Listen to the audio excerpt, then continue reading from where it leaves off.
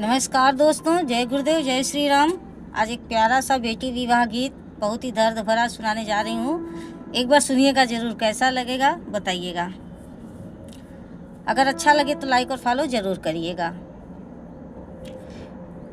दूरी कोशों में जीने बोया मोरे बाबा, फूलवा लोड़ाना हम जब दूरी कोशों में जीने बोया मोरे बाबा, फूलवा लोड़ाना हम जब फूलवा में लोड़ी लोड़ी घर के लावा टली, फूलवा में लोड़ी लोड़ी घर के